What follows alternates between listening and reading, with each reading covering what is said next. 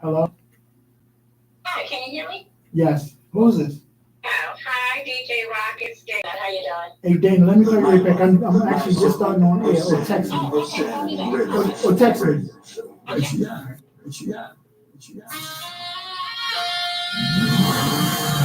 This is state of emergency. The nightlife, the night circle of sanity, ready.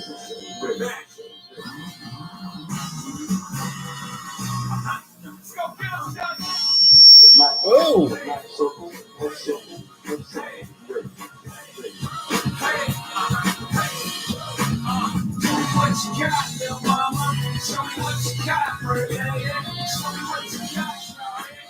Show me what you got, baby.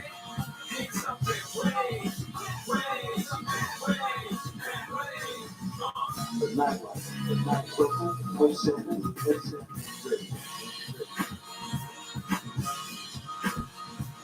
You want answers, you want answers, you want answers, you want answers. I want the truth, want the truth, want the truth. You can't handle the truth, handle the truth, handle the truth, handle the truth.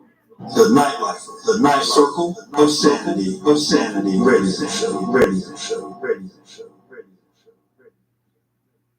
No, what is going on? What is going on? Hello, fellow students, friends, neighbors, hopefully a couple of enemies, and of course, all the little people who are now going to be getting ready to go to the North Pole to help Santa make those toys. Send a shout out to them. Hi, Nicole. Nah, I kid Nicole. She's really, really short. But yeah, welcome to Nightlife for Circle of Sanity. This is the show for October 23rd. We are just weeks away from the 2024 general election for president of these United States of America.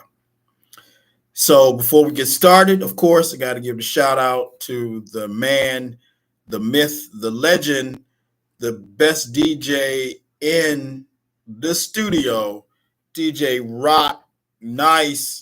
What up, baby? The man working all those things behind the booth with all the buttons and the things. Give yourself a hand of applause, a shout out.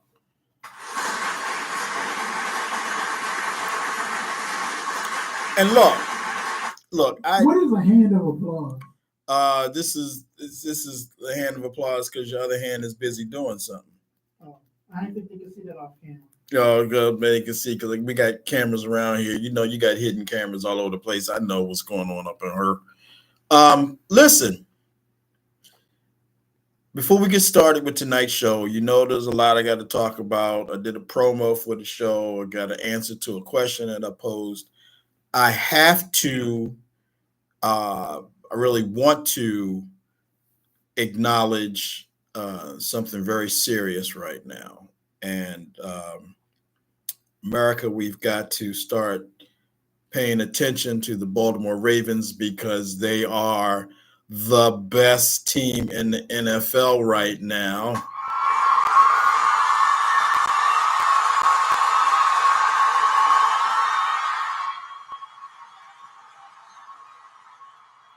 There's no question. There's no doubt. Look, that boy bad. Matter of fact, all them boys bad. I know you watched the game, Rock.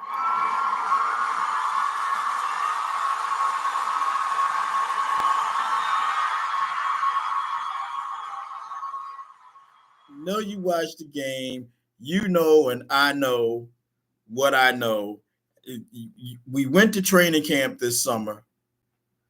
We were over there when the offensive coordinator was talking to people. I spoke to the offensive coordinator and I told him something. You sure did. You sure did. I witnessed it. What did I tell the offensive coordinator? If you want to know the key to winning, he said, what is that? You said a whole lot of number 22. Run that boy. He ain't pay attention to me the first two games. He didn't. The light went on after game two, and they have been putting people in the dust ever since. Ever since. Do you understand that the Ravens rushing game right now is damn near 1,000 yards more than the rest of the teams they played against? Is it? No, I didn't know that. It's over 900 yards. Like the Ravens have total, I think it's 1,998 rushing yards for the season as a total, as a team. They've given up they've given up 970 yards rushing. If that, like it's crazy, it's ridiculous how much they have just outrushed everybody. And you really don't notice it because there's only like a handful of big runs every game. Right, but those big runs are like ridiculously Yes. good big runs. Like he had two. Derrick Henry had two Monday night. One he got caught from behind, and the other, the first one, the guy cut him off at a good angle. But look, and then Lamar didn't have a rushing touchdown, man. All he did was throw 5 touchdowns. No, change that word. He didn't throw anything. He was slinging that rock. Just beautiful shots. Yes, he was slinging that rock. Beautiful shots. Everybody remember, well, what about Mark Andrews? Maybe it's time for him to give it up. Maybe he's the Mark Andrews had 2 TDs. Snatching them out the air. Pop, give me that. He hits Bateman like he handed that rock off for a 70-some yard drop in the bucket touchdown. Bam. Derrick Henry gets a touchdown. Like I got scared though when Flowers twisted his ankle. Yeah. I'm like, holy Jesus, no, please no. Yeah. But what did that show you when he was out for a few plays? And he's definitely needed on the field. It showed me that we lose one, we still okay. But yeah, because it didn't drop off much. It didn't. It didn't. It didn't drop off, but you missed that quickness, yes. that make everybody look stupid move. That's just sweet. Look, I'm not going to spend the whole show talking about the Ravens, but I got to acknowledge what I got to acknowledge. The Baltimore Ravens are them. We are here. We ain't going nowhere. We need the defense needs to step up. We can't go into the playoffs given without corners the way they are. Not only the corners, but the linebacking play is not. They're not covering any tight ends in the middle. They're giving up runs. It's going to be okay. And we don't have that outstanding middle we once did when we had number 52 here. Yeah, I mean, but we don't have the middle. We don't have the middle we had last year. And to be honest, 52, probably the greatest middle linebacker ever. The last 4 or 5, maybe 6 years of his career, he wasn't covering tight ends coming across the middle like he used to anyway. No, but he was still laying. But he was hitting people. He couldn't play today. Like he couldn't be on the field today because every hit he give out, they would throw a flag. It would. Yeah. You're right. Yeah. And we got to acknowledge the fact he's like 45 years old and he would still be knocking fools out. I would like to have one game with him and Ed Reed one more time. Oh, man. Him and Ed Reed. You had Haloti Ngata on the line. Yes. Haloti Ngata, Ed Reed. And Suggs. Suggs coming off the end, yes. You had Ray in the middle. And you got Ed Reed on the back end. Like, the Ravens wasted a lot of years with a lot of great talent. We should have had at least 6 more Super Bowls. But that's the Brian Billick thing. I'm not going to get into it. But we wasn't complimenting our defense offensively. No. If we had the weapons we have today. Oh, my Lord. We're talking lights out. And they're Pittsburgh Steelers fans that are all chirpy because they have the same record. But who have they beat? They beat a bunch of bottom feeders, and they just beat the Jets. And it'll change after 2 weeks.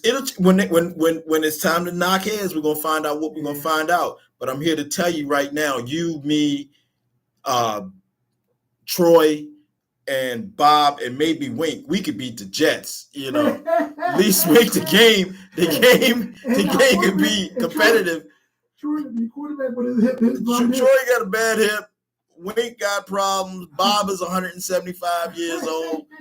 you know, I'm 3'11" and you I'm light just skinned. lazy. You light skinned. We still the game would be, they might win it be 15-12, but yeah, we give them a run. No, because we had the gangster kicking.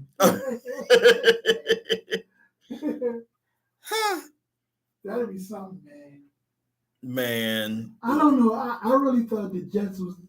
I didn't think that they would be a powerhouse team, but I thought Aaron Rodgers would bring more to the table. Aaron Rodgers is a diva. He talks a good game. His day is done. There's a reason Green Bay was ready to get rid of him, and has always got something to complain about ass. He had to go. And he came there, and it was all that hype. If people will forget, the NFL held up the schedule release for the last year's season because he hadn't really signed with the Jets yet. They weren't sure, and they wanted to have him in a lot of primetime games. And when he signed, 2 days later, they released the schedule, and the Jets had like 6 primetime games and 3 Monday night games, including the kickoff game of the season. And 4 plays in, he's done for the rest of the year. And they are no better this year with him starting and healthy than they were last year, and he didn't play. You know who I do owe an apology to? Me? Yes, you do. No, not you. Oh, I'm sorry. Russell Wilson. Oh, Russ got a bum deal. They said they was going to start him. I was like, nah, man. You know, let that boy play because that boy played good football. I didn't expect Russell to come in and look the way he did. Look, when Russ was drafted, he was drafted the same year as RG3 and Andrew Luck. RG3 went to the Redskins, number 1. And Andrew Luck went to the Colts at number 2. And then like in the 3rd round or 4th round, Russell Wilson got drafted by Seattle. And I said he going to end up being the best out of all 3 of them. And RG3 had his first year, and he got busted up playing the who? The Ravens. Thank you. And then he was never the same. Andrew Luck, he was playing in a horrible Colts system. I mean, they were good when they got our defensive coordinator, and they had a couple good games where they got lucky because they had Andrew Luck, but his career only lasted like 6 years. He got his new contract, played a year later. It's like, I can't do this, my body, ouch. And then Russell has been kicking it. Russ is good. Russ got a bum deal in Denver. He was with a sorry coach, the coach who's actually the offensive coordinator for the Jets right now. And then he ended up with Sean Payton, who didn't want him to begin with.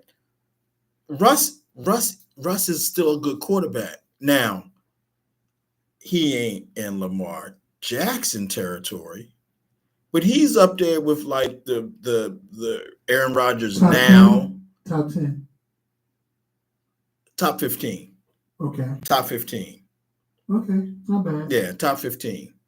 And on the plus side of that top 15, like he's not number 15. He might be number 12 right now. But he's still savvy. He's got all the years he's savvy. He's still got an arm. He can still do some stuff. His legs ain't there, though. His legs ain't there, he couldn't do a whole lot outside the pocket. No, but he used to. I mean, he'll sneak you 4 or 5 yards if you need the first down. It's third and 3. He'll get you 5 yards. He definitely got a cannon on him, though. Yeah, he was slinging that rock. Yeah, but I'm not going to talk about that team because we're going to deal with them. But BTA, y'all, BTA. Beat that. Man. So when they play the Steelers, when Ravens play the Steelers, all the Steelers fans out there, we're going to play the week of that show, week before that, the show before that game. I'm going to come in here and I'm going to play D-Train because Buster Nut on the towel. Shout out loud.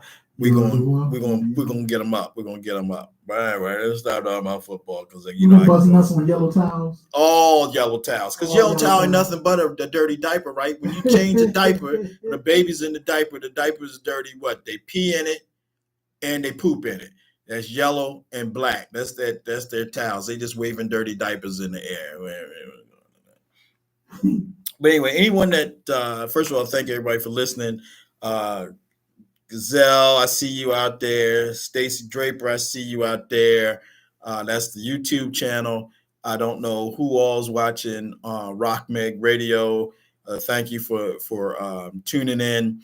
I need you, Rock, to run down all the different ways people can listen to and or watch this program and the station, because there's good programming on the station. Yes. The most important way is by listening through the website, which is rockmeg1.com. RockMeg1. ROCMEG, the number 1.com. And once you get to the website, just click on the WMEG radio banner. The second way is for all you iPhone users. iPhone, the best phone. Yes, those that got real phones. Go to Apple Music and type in WMEG online radio. Then, if you don't have an iPhone, we didn't forget about you. Just log into the TuneIn app. It's absolutely free. It allows you to listen to any radio station in the world. If you go to the TuneIn app, TUNEIN, TuneIn Radio, and type in WMEG online radio, you can listen there. And lastly, you can catch us on Facebook at RockMeg Nation. RockMeg Nation. ROCMEG Nation, 2 words, RockMeg Nation. You can watch the visual as you listen to the audio. And you can call in at 267-443-267-6558. We like to have people call in and interact because, I mean, Rock and I go back and forth, but I want to hear other people's perspectives on things too. Because we're smart. I'm not smart. I just play one on the interwebs. But I will tell you this. I know more than the average bear. So. But you don't know more than the average 5th grader. See, let me explain something to you, though. I will jack up a 5th grader. When they get in the 8th grade, I back off. But by 5th grade, I can jack your child up. I'll choke a child. I got no shame in my game. I ain't gonna have no 5th grade make you look bad. Not gonna happen. Hey man, real quick before we get into the seriousness of the show, do you know who Avery Spears is? Yeah, no, I don't. Okay, he's a comedian. He used to do the Bullwinkle and the Pink Panther impressions when he first started as a kid as a comedian. Okay. He's hilarious, right? Okay. I can't get this out of my mind, man. It's been on my mind for like 2 days. I saw a clip of him, right? Mm-hmm. He was on the stage, and he likes to improv with the crowd a lot, right? Okay. There was a gentleman in the audience sitting down front, and the gentleman would not laugh. He had no expression. He kept saying, "What is the fuck wrong with you? You won't laugh?" He was like, "My jokes are funny." And the guy still ain't giving him no expression, right? Mm-hmm. He goes in on him, it's like 10 minutes, right? And he says, "What the fuck?" He looks at his girlfriend. He says, "Are you his girlfriend?" And she said, "Yes." He's like, "What the fuck is wrong with him? He ain't laughing or nothing." She said, "He deaf. He can't hear you." I was too through. So he goes into this man yell constantly. And the guy's not laughing because he ain't heard a word he said. Why do you bring someone deaf to the show, the comedy show? I guess he wanted to go out with his friends. Just joy, Avery was going in on him, man. I mean, he was literally looking at the dude, and the dude was showing him no expression, nothing at all. He's like, "What is the fuck wrong with you?" He's like, "My joke's funny." He said, "Are you his girl?" She said, "Yeah." He said, "What the fuck wrong with him?" See, he said, "He deaf, he can't hear you." So look. Years ago, before my old man discovered Martha's Vineyard, my old man goes. He and his wife travel all over the world. They've been to Italy. I forgot where else, but they went to Cancun back in the height of the timeshare craze, right? And he told me when he came back, he said everywhere they went, the people were hawking on the street, coming up to him, trying to sell them timeshare. Like they would, he said it was ridiculous. Everywhere they went, they didn't even have the common courtesy to have them set up in a hotel that they just hit you on the street, right? Right. And he said he got so sick and tired of it. He told his wife, just follow my lead. He probably don't remember the story. You met my old man, so he probably didn't remember the story. But he said they walking down the street and this guy comes up to him, Mexican guy, and he says, senora, I want to tell you about, the timeshare. And my old man looked at his wife and cocked his head and looked at the guy, and the guy was like, "Oh, senor, like, I speak English. Do you speak English?" And my old man looked at his wife and did this, man. You got to leave. He went to his wife, and she was like, right. The timeshare dude was like, "Oh, I see." And went back at him, and he was like, "Okay, I get it. Like, you got me. Like, he didn't know. He doesn't know any sign language. So the guy really did sign language. So yeah, man. What you just said just reminded me of that. I thought that was just ridiculous. But anyway, let's get to it. Let's get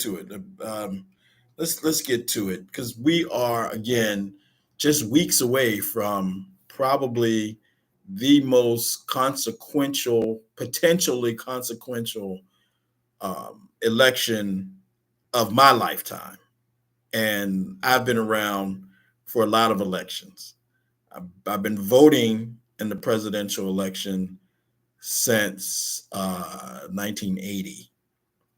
That means I voted for Carter against Ronald Reagan. That didn't go well for me. You argue it was good for the country or not, but so I've seen a lot, and I hear, I've heard all the rhetoric from both sides for damn near 40 years now. People were anti-Reagan. People have been anti-George Bush Sr., anti-George W. Bush, anti-Clinton, anti-Obama. Everybody's anti. If you're on the other side, you can't get anything good to hear about the person who's the opponent on the other side of the aisle. In interest of full disclosure, I was supporting John McCain when he was running against Bush. I wasn't a big Al Gore fan, but John McCain in the Republican primary was going up against George W. Bush. And for the first time, in Maryland, you have to vote for your declared party. So I couldn't vote in the primary for John McCain. But had John McCain won against Bush in the primary, I would have voted for John McCain over Al Gore. That's probably the only time I will admit that I was serious about a Republican candidate for president. And John McCain changed, years down the line when he's run against Obama, he changed. He wasn't the same person, which, whatever. Then he picked Sarah Palin to be his running mate, and there was just no way, the queen of stupid was going to get any consideration from me. But so anyway, every year we hear the same story, right? Every 4 years, this person is horrible. Your person is great. This candidate lies. This candidate is no good. So let's be real clear about some hard truths. All candidates lie about something. They expand the truth. They flat out lie. They push a narrative. Whatever. It's the nature of the beast. Is what politicians do. There's no perfect candidate. There's no horrible 100% totally bad candidate. Until now.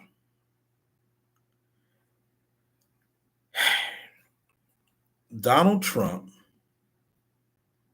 is by far the worst human being in my lifetime to run for president. The people that support him to the hilt. And it's crazy that they support him to this level because all evidence to the contrary shows that the man is a bad person and going to be bad for this country. Now, you've got the very wealthy who are supporting him and endorsing him and shooting him money. But his real base is people who don't have that kind of money. And the people who have the money that endorse him, they're endorsing him for one reason only. He's good for business, not him himself, because he knows nothing about business. He knows less about business than the gangster assassin does. What he knows is I will cheat people. I will not pay my vendors. I will not pay my contractors. I'll overinflate what I have and deflate what you have, and I will prey upon people's emotions. But when he was in office, he didn't run a damn thing. They put papers in front of him and he signed because he was a puppet. All he wanted to do was be on the mic and be on camera and be popular. That was his whole goal. But the unforgiving, indefensible, just ugly truth of the matter is there is no way his supporters are going to stop believing in him. There's no way anything he does is going to get to them. You can show them evidence. They can be in attendance when he says things, and they will still deny and deflect and just find a reason to believe him. And I used to believe this was true because they wanted to believe in him. They wanted to believe him. But America, the real deal is these people believe everything he says because they don't care. They don't care. He can come out and he can say, everybody in the government is a satanic devil worshiper and they should all be hung. And the majority of his supporters will go, yes, he's right. He says what I wanted to believe. And it's just, and then when those who aren't in attendance, when you tell them that, they go, nah, he didn't say that. And there's no way, there's no proof, there's no evidence he said that. Well, there are people that were there that heard him. No, that's not what he said. You show them the video. No, they didn't. That was all doctored. That's all AI. They don't care. It's not that they want to believe him. They just don't care. They just want him in office because he speaks to their worst base instincts. I tried to have this conversation civilly with some people online this week. Do you know Rock, or anybody listening in, either on Facebook or on Rock Meg Nation? I'm not doing this live on Nitelifer. I'm not doing this live on my page, pushing all this on Rock Meg Nation's Facebook page.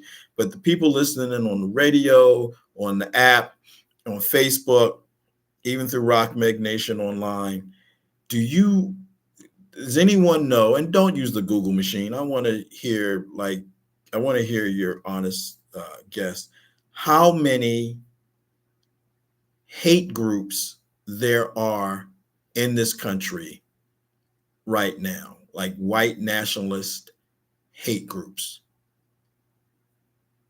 You want to take a stab at it, Rock? Are we just talking hate groups in period, or are we talking about hating groups that hate a certain topic? Hate groups in general, like the Klan and the Proud Boys and organizations like that. I don't have a clue.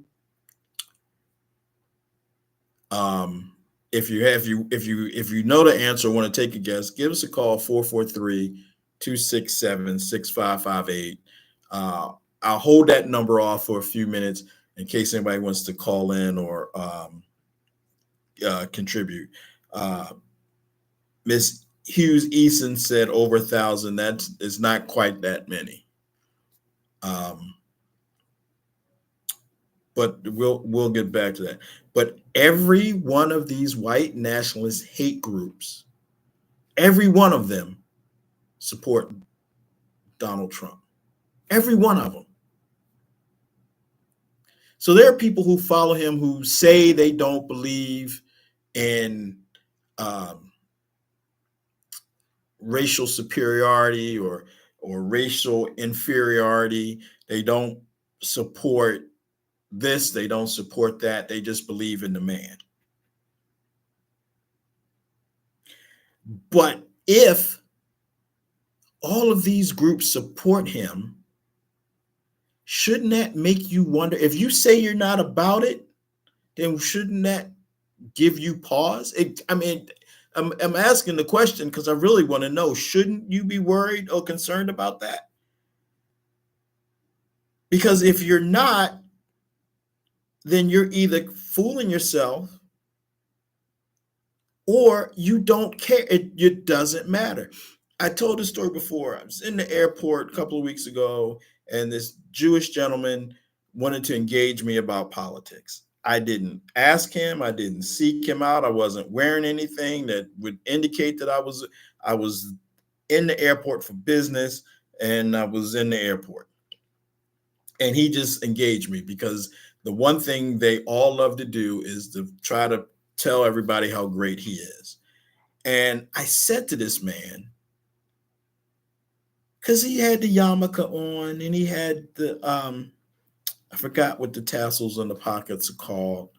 I said, how do you support this person when you know he's a white supremacist? Oh, he's not. He's just and I said, well, he and his father were sued by the state of New York because they would not allow Black people to rent in their homes in Jamaica, New York. Now, I don't know much about New York, but I do know that the housing places he had in Jamaica, New York were well below standard. They were just horrible apartments. They weren't glamorous. They weren't upscale. They were horrible. And they still wouldn't rent to Black people. And they were sued and they had to pay a fine and they had to start allowing Black people into their building. That was so long ago. We're not talking about that. That was back in the 70s and that doesn't matter.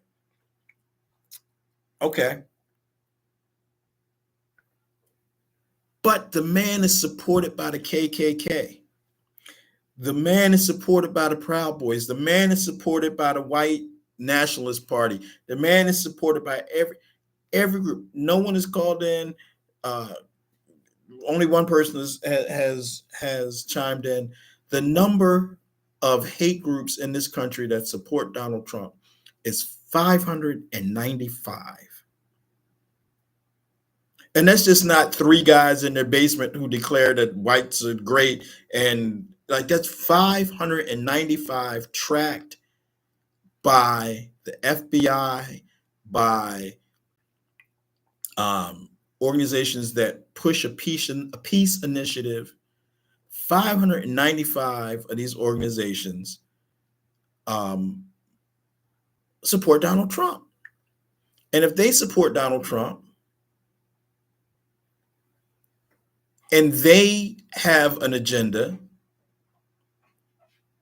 then trust me, they have something against you. I don't care who you are. The Southern Poverty Law Center, who successfully sued the KKK back in the 80s and got them to pay, bankrupted them for a while and got to pay the mother of a Black man who was lynched $14 million back in the 80s was a lot of money. It's a lot of money now, but in 1980s, 14 million is probably equivalent of like 47 or 50 million today. Wow. But these people support Trump. Some of the people who stormed the Capitol on January 6th were wearing shirts that said things like Auschwitz summer camp or more ovens, Auschwitz. So whether you agree or disagree with their ideologies, at some point in time, if he regains power, they're going to come for you. Because all 595 of them, trust me, aren't all aligned down the same lines.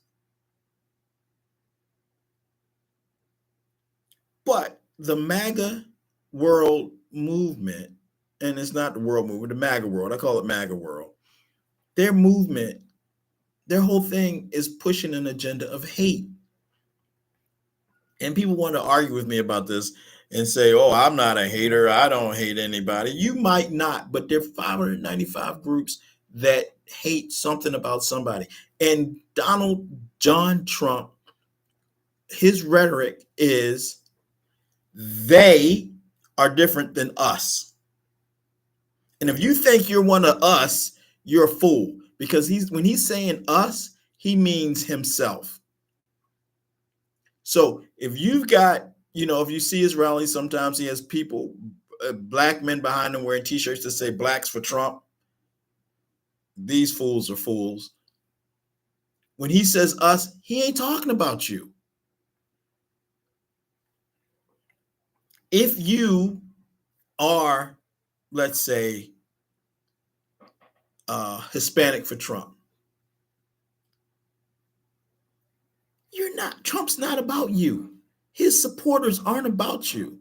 It may be 1 million Hispanics for Trump. I'm just throwing a number. Might be 1 million supporters for Trump. But 72 million people voted for him.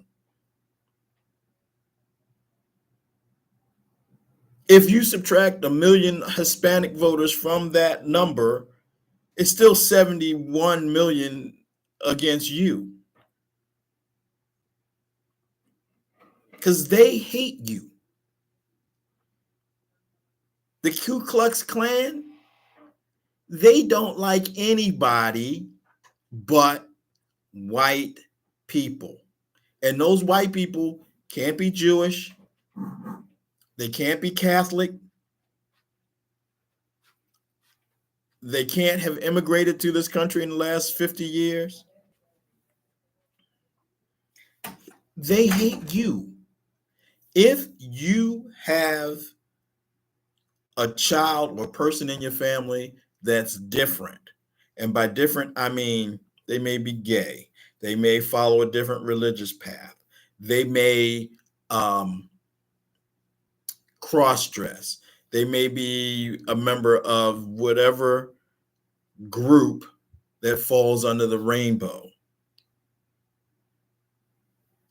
Trump and his people don't really care about you. And I'm not saying this because it's a feeling I have. It's reality. He says it every day. Anytime he says they are eating dogs and cats in Springfield, Ohio, he's talking about Haitians, because the false story that blew up, that ended up being part of the debate about they are eating dogs and cats, that was all about Haitians, because some woman called in Ohio, Springfield, Ohio, called the police because her cat was missing, and she suspected that the Haitian neighbors had taken her cat.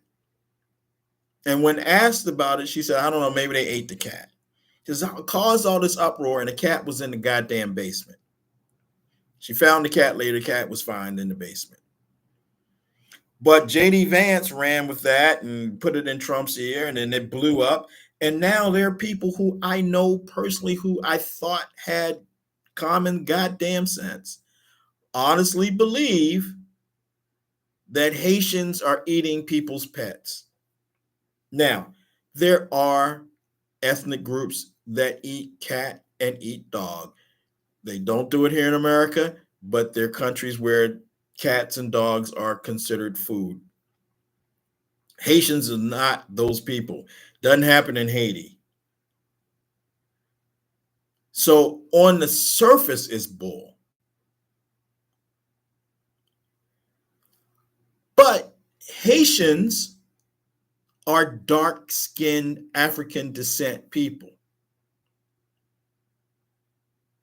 Trump and his group, including J.D. Vance, his vice presidential nominee, and Project 2025, their agenda is to deport all the immigrants in this country. And when they say immigrants, they're not talking about people who came down here from Canada. The crazy thing about it, more insane thing about it is J.D. Vance is married to a woman from India. Donald Trump has been married 3 times. 2 of those 3 women immigrated to this country. They didn't come from the southern border. They came from Eastern European countries. He was at one point the husband from Green Acres. His first wife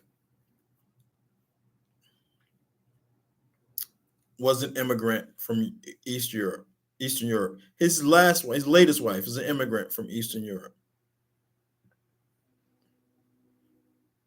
But if they're going to round up all the immigrants, J.D. Vance, your wife got to go. Donald Trump, your last wife got to go. You can't convince me you didn't kill your first wife, or somebody didn't kill your first wife.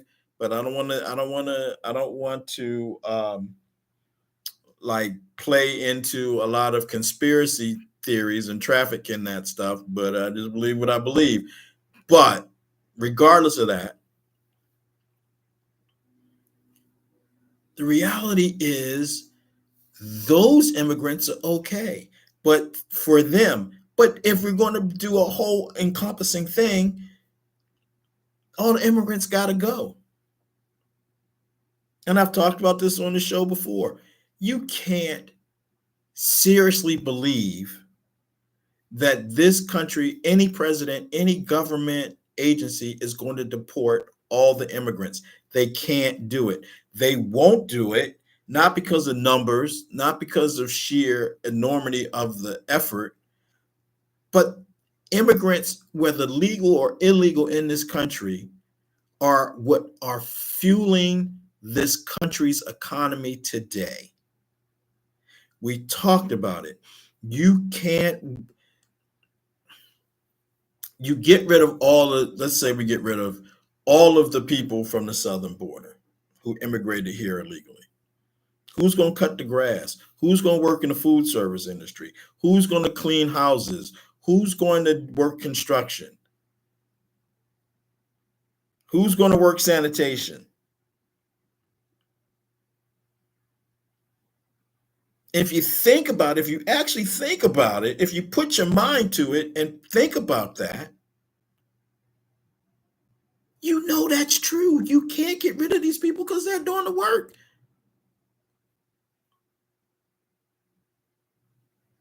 And they're not doing the work because they're stealing jobs from people. They're not taking black jobs, whatever a black job is. They're not taking jobs out of the hands of white people. They're not. Because black people and white people are no longer doing those jobs. And it's not because they can't get those jobs. If you want to work at McDonald's, you can go work at McDonald's. If you want to start a lawn mowing business, you can do that. If you want to go work for someone who has a lawn care business, you can do that. You want to sweep up and clean a grocery store, you can do that. You want to stock shelves, you can do that.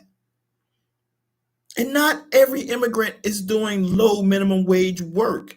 Let me be clear about that. There are some of them that are doing, straight blue collar and white collar jobs. I don't want to get that twisted. But by far, those well below blue collar jobs are done by people who have immigrated in this country. When I came out of high school in 1980, I had a job working at the movie theater. I was a ticket taker and an usher, a doorman and an usher, which meant not only do I take your ticket, not only do I make popcorn, not only do I work the concession stand, not only do I do all that, but when the movie's over, when the theater's closed at night, we sweep up all the trash and pick up. We had to pick up the theater between shows. And you think, yeah, a lot of high school, that's a good job for a high school kid coming out of high school, put some money in your pocket. Those jobs are still there.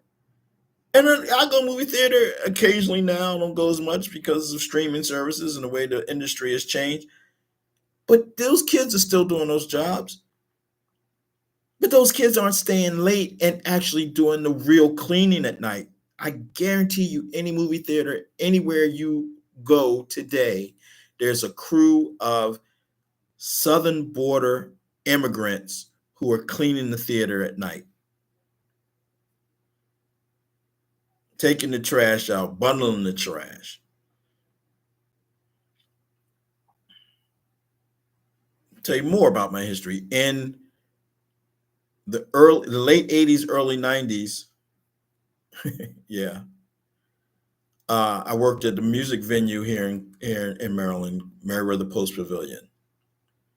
Meriwether Post Pavilion, outdoor concert venue, back in my day held about 24,000 people for any concert. Not big by anyone's scale, not small by anyone's scale.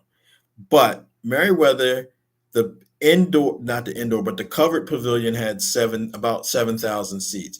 And then everybody else sat on the lawn. So you had 13,000 or 16,000 people sitting on the lawn enjoying the show, summer concert venue. At the end of the night, all the crew, and I worked security. So at the end of the night, the whole crew who worked concessions, security, whatever, we all had to put on rubber gloves, line up side by side, and walk across the lawn and pick up all the big trash. Popcorn buckets, food wrappers, people left stuff. We found all kinds of crazy stuff, bras, panties, clothes. It was crazy what would go on after some shows. But we cleaned that up, and the crew chiefs would turn on, they turn on the floodlights, but the crew chiefs would look at the lawn and say, okay, that's good enough, go, or we need to sweep it again, which meant we walked across the lawn one more again. And we were mandated to only pick up the big stuff. So when we finished, the lawn wasn't pristine. There'd be cigarette butts. There would be, candy, like small stuff. The lawn would not be great. But if you came back the next day for the next show, that lawn would be immaculate. And it would be immaculate because after we left, a whole crew of Hispanic people would come in and they would pick up the tiny stuff that we missed. They would pick up the things that we didn't want to pick up and weren't going to be allowed to pick up and weren't going to pick up. So these immigrants that you all now hate didn't just get here yesterday. I'm talking 88 to 91. I worked at Meriwether Post Pavilion. Actually, 92. So if you want to get rid of all these people because they're here illegally,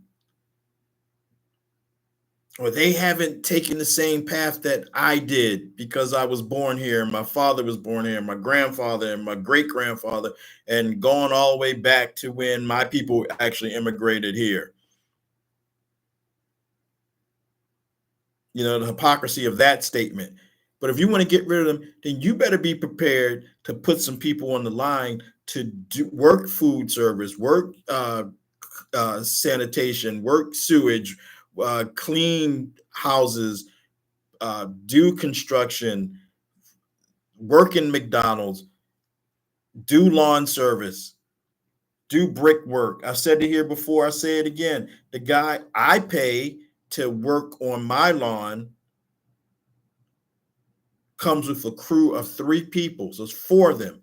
4 of them do my yard in less than an hour, and I pay them $70 a day, split 4 ways. I don't know how that split is done, but my yard is the best looking yard in my neighborhood. That's not boasting, that's reality. My yard is the best looking yard. Actually, more than, not in my street, like for like 6 or 7 blocks around, my yard is the best looking yard. But those 4 guys split $70 between them. Now, my guy might have 20 yards he does in a day. I don't know. So you multiply that. This is a hardworking man who told me, and again, I've said this before too, he told me he does brickwork, he does concrete work. In the wintertime, he shovels sidewalks and driveways. He's got a snow blower and all that. He's working hard. He's working harder than anybody that I know personally, and anyone that I know of in my circle. He's busting his hump to earn his money. And I'm not saying this to be a defender of the immigrant group, but nothing that they work and earn is taking anything from me. And I said it before, and I want to say it again tonight. If you are worried about someone from the southern border of Mexico and the United States who've come here from Guatemala or El Salvador or any Latin American country down south that immigrated and made their way to the United States, if you're worried about that person who can't speak English, who doesn't have a high school education, who doesn't know their way around the city, taking your job, then you really need to reassess your career, your options. But again, this is at the core of what they say will make America great. We get rid of all the people who aren't us. And by us, I mean those white people. Not me, not Rock, even though Rock is very light-skinned and did, but not him. They want to get rid of those people, but what are you going to do after? Like it's just like the whole anti-abortion, or the whole abortion movement. I'm sorry, the anti-abortion people. No. Killing a fetus is murder. You're killing an unborn child. Okay, I'm gonna give you that.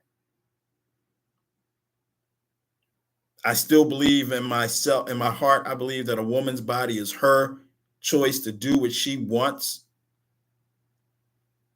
I don't believe abortion should be birth control. However, there are reasons people seek and have abortions. But if you want to get rid of all abortions, then where's the money to support the child once it's here? Where's the infrastructure? Where's Kenneth Copeland and the people who run the 700 Club and everybody on Fox News? Where are their support systems to bring these children in and take care of them? Because if a woman is raped and is forced to take a child through pregnancy to birth, and the child is born, where are they stepping up to take care of that child? The mother may be forced to put that child up for adoption. But where are they stepping in to say, oh, no, no, no, no, no. Don't let us take the child. Let us raise the child. I say it all the time. They're banning books. One of the books they want to ban is The Handmaid's Tale. Read The Handmaid's Tale. Watch the series.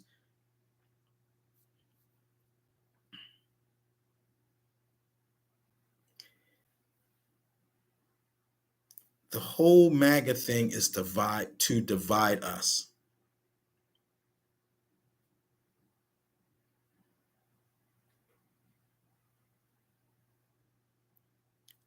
We have to be different than those people from the southern border. And I keep saying southern border because I don't want to just just falsely classify everybody as Mexican. They're not. But you all have to think. You have to go to the store or walk down the street or watch television or pick up a label, pick up a product and look at the label, and you see second language labeling. And that second language is always Spanish. There are people here who've been here for decades from Korea, from Japan, from China. There are people who've been here for decades from France, from Germany, from any number of non-English speaking countries. There's no separate labeling on their stuff. The Jewish community, that's a close-knit community. They'll put their labels on their products and they'll say kosher. And now you're seeing products that are halal that, but there's a whole industry, corporations go out of their way to put Spanish on different products, different signage, so the people who are here, living here, can feel comfortable here. They're the only group that's happening for. There's two sides of the spectrum. There are Hispanics who have been treated badly, but they've been made to be comfortable here in the United States and not assimilate, speak English and become American citizens. They make it easy for them. That's one end of the spectrum. The other end of the spectrum is Africans who were brought here as slaves, who were forced to give up their religion, to give up their beliefs, to give up their freedom, to become free labor for rich and well-off people. Nobody said, what country in Africa are you from? You're from Ghana? All right, well, we have people here who speak your language to help you get ready for this centuries-long servitude that you and your descendants will have to do.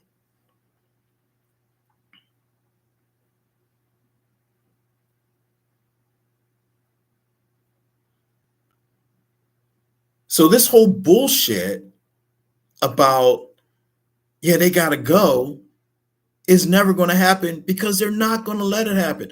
Donald Trump has his name on any number of golf courses. I don't know if I was really doing my research, I could name all of them and find out how many they are. I guarantee you he has people working those golf courses, those country clubs, either cleaning up, doing maintenance, doing lawn work, lawn service. Guarantee you, he has people who are immigrants, legal and illegal, working on those properties. He's not going to give those people up and tell them to leave the country. Because if he can find people to do the work, they're going to want to make minimum wage. And while I'm talking about that, I have to also add this. The fact that there are labor unions and laborers who support this man is again, insane, because he said in a speech just the other week that anyone who works for him that wants a raise, he'll fire them and hire somebody else. He's not about giving raises. Anybody that wants to go on strike, he doesn't support strikes. People got to go. Get them out of here. Find somebody else. He said that shit. And you want to support him, but your livelihood is based on the fact that you work for a union that's helped you get the wages that you have now. But go ahead, support him, because he's working against you. You are now one of them. At some point, you're not going to be an us, you're going to be a them.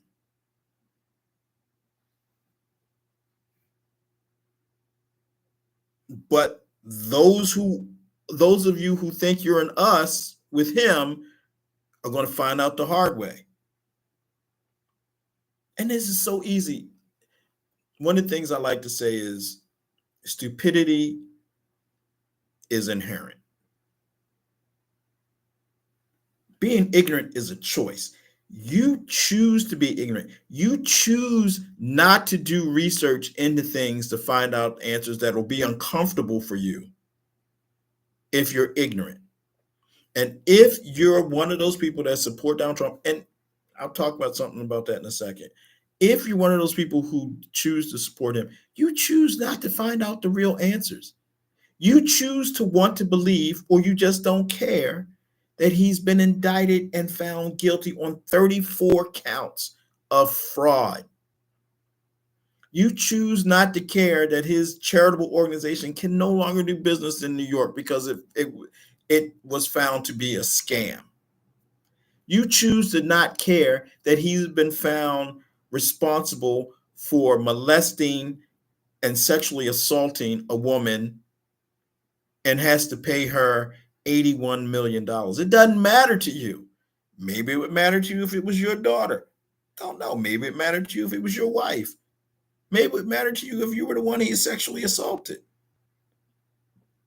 I don't know, but you choose to not care. Or you choose to only read news organizations that tell you it's different. It's not true. And anybody, and I have a classmate who, she and I have been going back and forth on this on Facebook for way too long, but she just told me the other day she's a lifelong Republican and she supports Donald Trump and disputes my statement that MAGA is about division and hate. It's okay, you're a lifelong Republican.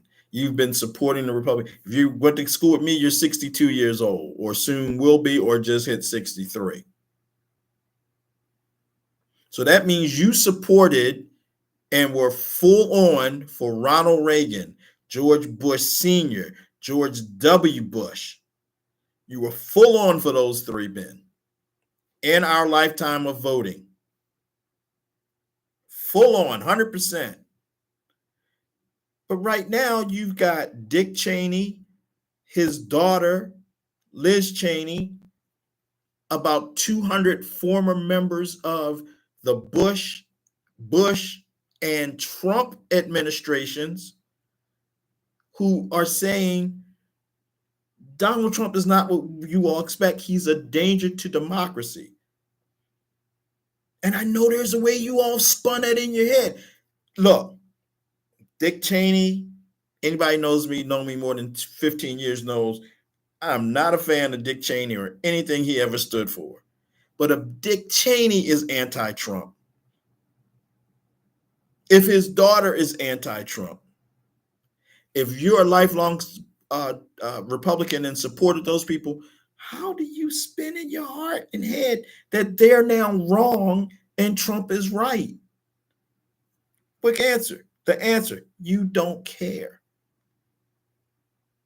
It doesn't matter to you because you are just that all in for Trump. And here's the uncomfortable truth of the matter.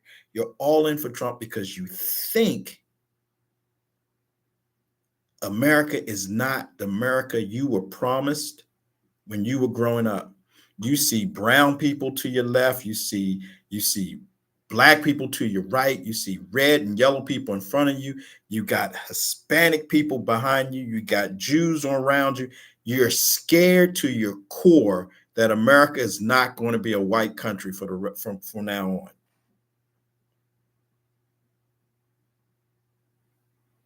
But there's not a single immigrant group in this country that didn't come here on their own except Black people. There are people in this country whose families can go back 200 years. But you came here as an immigrant. If you can trace your people back to the Mayflower and before, your people were immigrants. The only true people here that is their country are the native peoples whose land was stolen from them, and they were murdered, raped, killed, wiped out so that this country could be settled.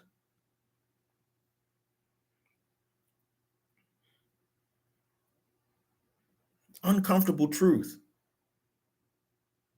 At some point, you were a them. At some point, you will be a them. Right now, you're a them. And as passionate about this as I am, here is another thing that we really need to start talking about and looking at. We got a few weeks left. Nothing I say here today, tonight, nothing that Kamala Harris says, nothing that Barack Obama says, nothing that Dick Cheney, Liz Cheney, 200 other former members of the of the Trump administration who were military, who said that he disparages military. I had a veteran tell me that Trump did not say that people who were in the military who died or were wounded for the country were suckers and losers. When the general who was his chief of staff said that he said it, when his own handpicked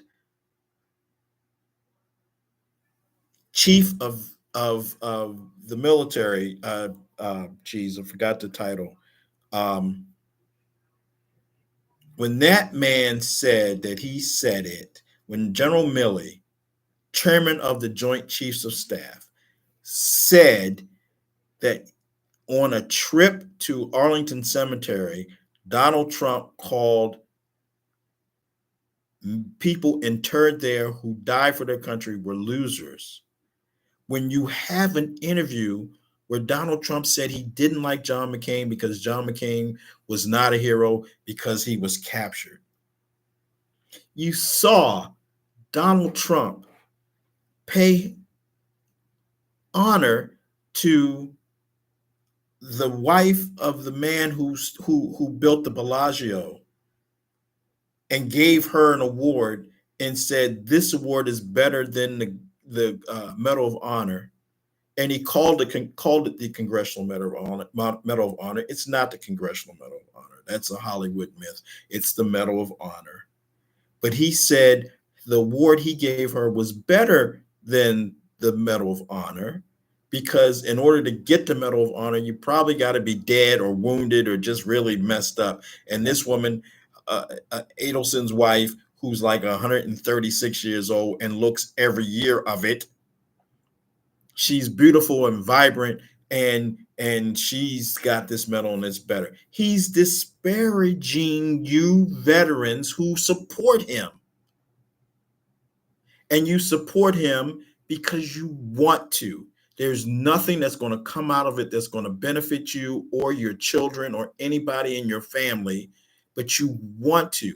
You want there to be a difference between you and them. And the truth of the matter is, again, you are going to become a them. But my point is, nothing any of us say is going to make a difference. Kamala Harris can go to Little Rock, Arkansas. She can go to West Virginia. She can drop into the heart of Texas. She can go to Stone Mountain, Georgia. She can go to any red area in this country and say, she could do a whole montage of Trump saying things he said and show you her plan that's better, and you're not going to care because you don't want to care. You just want that man to be president because it's going to empower you to say, I'm a us and you're a them, so therefore I'm better than you. You don't care about making America great. Everything I've ever been taught since I've been growing up was America is the greatest country in the world. So when has America never been great? Do I believe America is the greatest country in the world? Hell yeah, I wouldn't want to live anywhere else. But the truth, again, the ugly truth is you all are now drinking the Kool-Aid to say America needs to be great again. And when I'm saying you all, I know I'm not talking to the people who need to hear this, because even if I'm talking to people who need to hear this, they won't change their opinion. They won't care. They'll come up with a reason to tell me I'm wrong, because they want to believe that Trump is right on everything.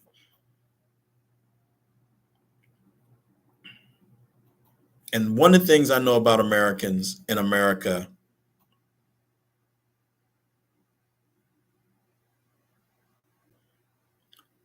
is that Americans have a very short memory span. They don't go back 5 years. They don't go back 10 years. They don't go back 15, 20 years. They don't go back past last month. When Obama was running for re-election, there was a whole thing on the interwebs and Facebook about Obama was not great because during Katrina he didn't go to New Orleans. The man was not president during Katrina. Anyone who was alive and sentient at that time knows that, but they don't want to. They don't want to think about it. Thank you, Gazelle. It was John Kelly, former 4-star Marine general and former chief of staff to Donald Trump, who does not support Donald Trump, who has come out against Donald Trump.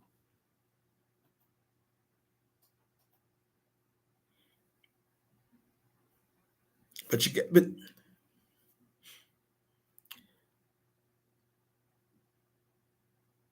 when you go, here's what I have. If you have Paramount Plus or CBS, if you watch CBS, there's a show called True Stories of the FBI. Been watching it for a few seasons, and like 4 seasons. It's 4 seasons old, I think. They just dropped season 4 on Paramount. And I know these people hate the FBI. They hate the FBI because the FBI, for whatever reason, they now hate the FBI. But if the FBI is busting up a Black Panther meeting party, then they're all for it. But anyway, the True Stories of FBI. America, you don't remember Cliven Bundy. Gazelle, do you remember Cliven Bundy? People who are watching on Rock Meg, listen to the show. Do you remember Cliven Bundy? I think people don't remember Cliven Bundy because it was all of way back 10 years ago, 2014. Now, when I tell you the story, it might click. But Cliven Bundy was a rancher in the Midwest. I think it was Oklahoma. But he was a rancher in the Midwest who for years, for decades, had been grazing his cattle on government land and paying for that privilege. He's a cattle rancher. He's a well-off man grazing his cattle on federal property. And the government was happy to let him do it and charge him for it and getting a return on that. This country's huge. There are hundreds and thousands of millions of acres of land in America that's available for anything. But this man was grazing his cattle on government land and paying $200 a head a year for his cattle to graze on government land. If he's got 4 cows, that's $800 a year for his cattle to graze. But he had several thousand head of cattle. And he just decided at one point, I ain't paying no more. all of a sudden it should be free for him to graze his cattle. And make no mistake, he was grazing his cattle on government land, getting his cattle ready for market, selling his cattle for a profit, and he was pocketing the money. A whole steer, Oregon. This happened in Oregon. Are you sure it's Oregon? Anyway, if a person has to pay $200 a year for their cow, for their steer to graze on government land,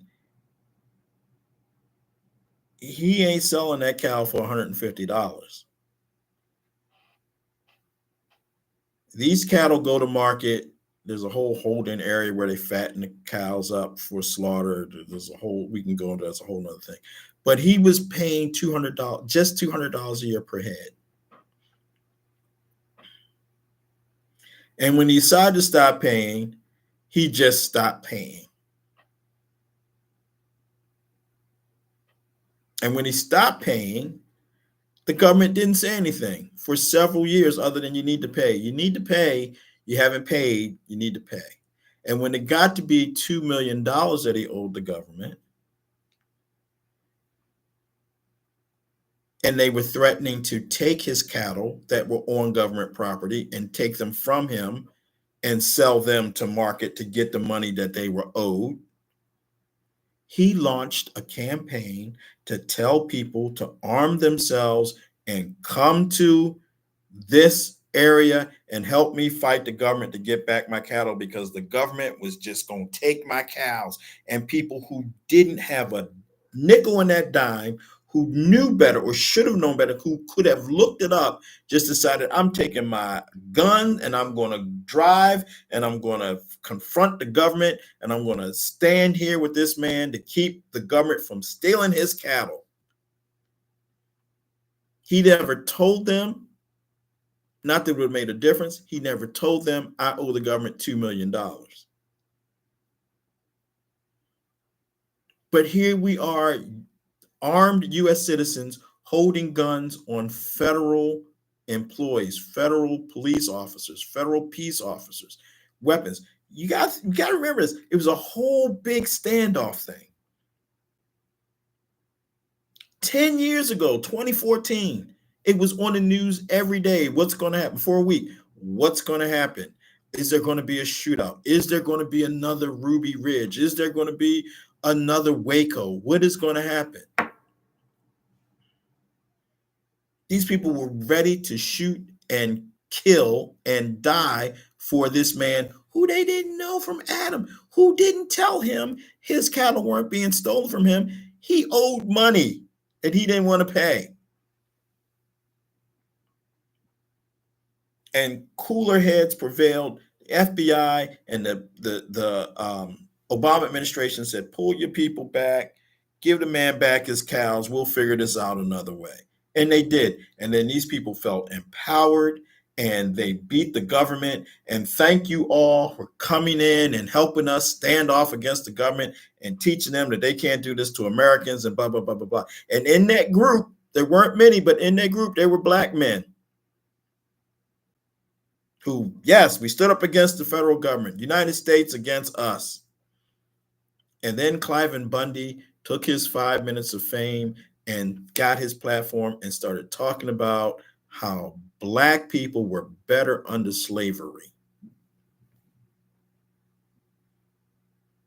How we as black people had it better because we had free food, we had a free place to live, we had everything, we were being taken care of, and now black people are worse off because they don't have the same privileges they had under slavery, and they are ungrateful. So those few black men who came with their weapons to hang out with their buddies and fight the government went from being an us to being a them.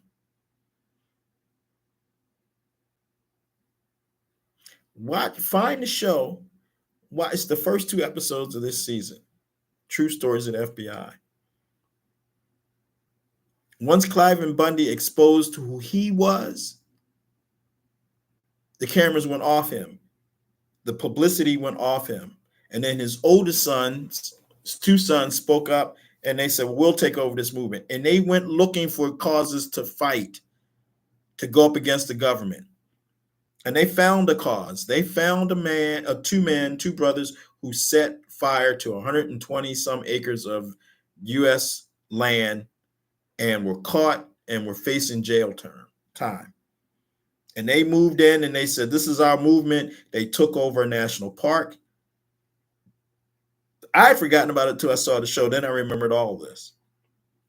And one of the so-called leaders of this group ended up being killed in a confrontation with the FBI because this man jumped out of his car and reached for a gun and yelled, shoot me, I don't care, I'm America, you can't do this, and I dare you, shoot me, arrest me, shoot me. And when he went for his gun, they obliged him, they blew his ass away.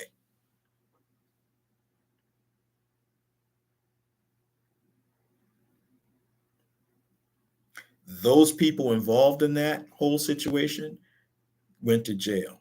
The Cliven Bundy's kids, grown ass men, went to jail, but they went to court and they were found innocent by a jury of their peers. The two guys who set fire to the land, government land, they went to jail. But in 2018, President Trump pardoned them. And there it is right there. There it is right there. Those people who feel like the government is their enemy look at Trump as an ally. And if they can get their ally in the government, become president, then guess what? They win. They can have their way. That's why you saw when they were attacking the Capitol, they were telling the Capitol police officers, your boss sent us here. We can come in. Trump is your boss. He sent us here. This same man I had this discussion with in the airport a few weeks ago told me it wasn't an insurrection. They were invited and they wanted to be there. And the security officers and the Capitol Police were opening doors and letting them in and showing them around. Told me, I've seen the footage. And I had to tell him, give a shit what you saw. I have a friend, a personal friend, who is a Capitol Police officer, who contacted his wife that day and told her he loved her and to kiss their daughter because he didn't think he was coming home that day. He thought he was going to die defending the Capitol. Nobody calls their spouse and says goodbye when they think they're going to come home.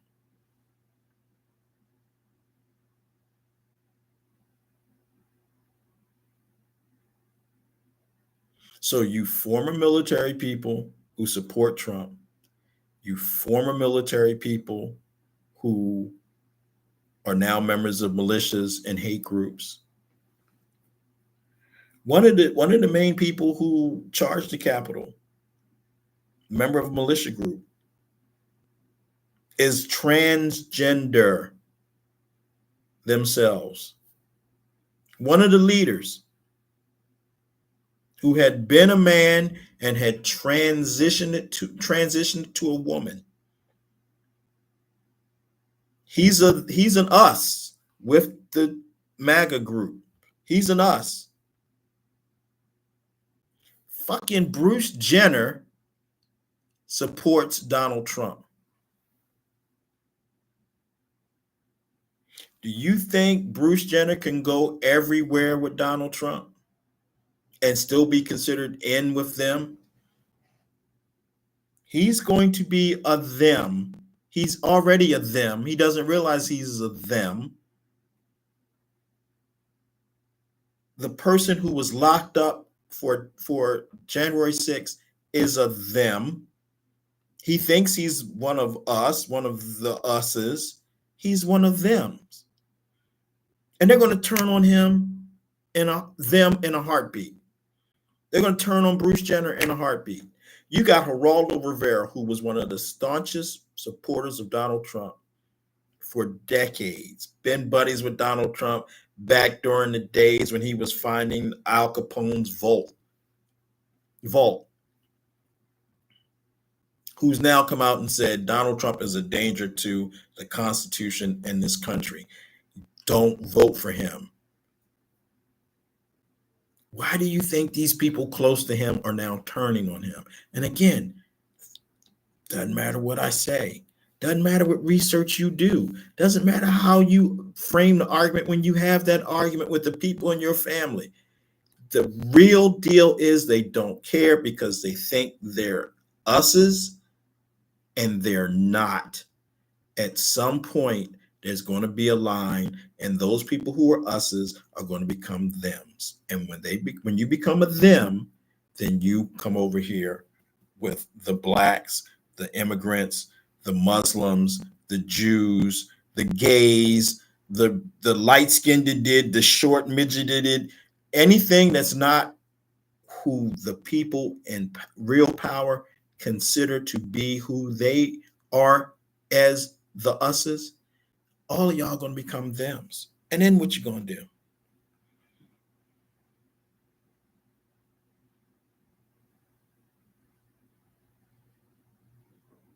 So again, I know who I'm talking to.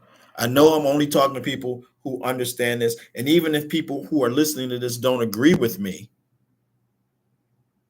they're not going to change their minds. There's nothing I can say here today, tonight, that I've said here tonight. I've said on the Nitelifer podcast, on RockMed's Nitelifer online, Circle of Sanity, RockMed Nation. There's nothing I can say that's going to change anybody's mind. There's nothing that people who don't want to know or don't care to know are going to hear that's going to make them go, But maybe, just maybe, hopefully, before it's too late, but it'll be too late, when your child comes to you, you red hat wearing, American flag bearing, got freedom tattooed on your arm, Donald Trump gun engraved carrying person, when your child comes to you and says, I'm gay, and some people in school just beat me up because I'm gay and they were wearing MAGA hats, maybe then it'll hit you. And when you start thinking, oh, well, that's just a fringe group within the organization, within the movement, they're not like the rest of them. When those people come knocking on your door asking for your child, like the men did, knocked on the door at Emmett Till's grandfather's house and said, send him out. When that shit happens to you, then maybe you'll understand. Real quick before I go, got to say one other thing real quick. If you look at the news, my boy Rudy Giuliani was just ordered to turn over his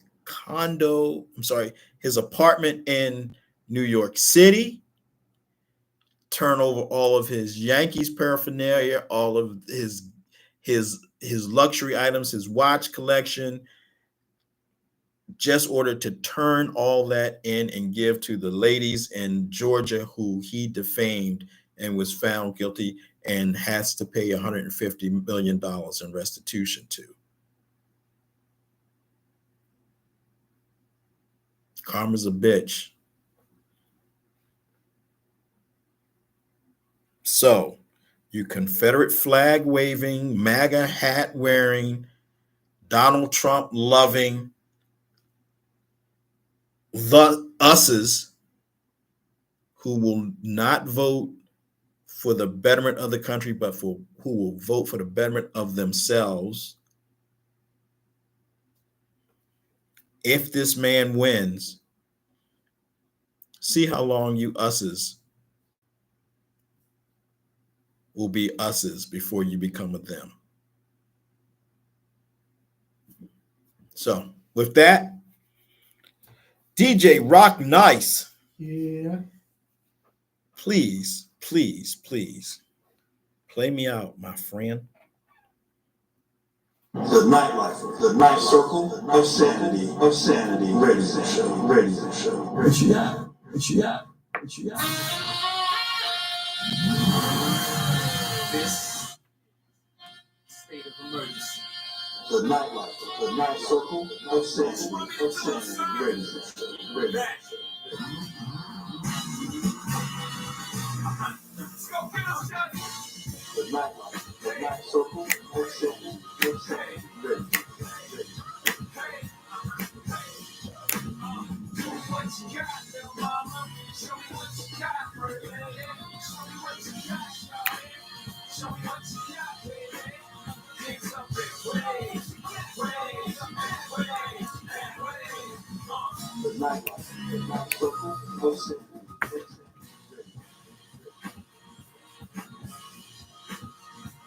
You want answers? You want answers? You want answers? You want answers? I want the truth. Want the truth. Want the truth. You can't handle the truth. Handle the truth. Handle the truth.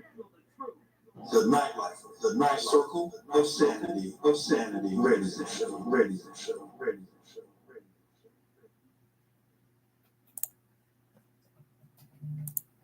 Hey man, what was your show called?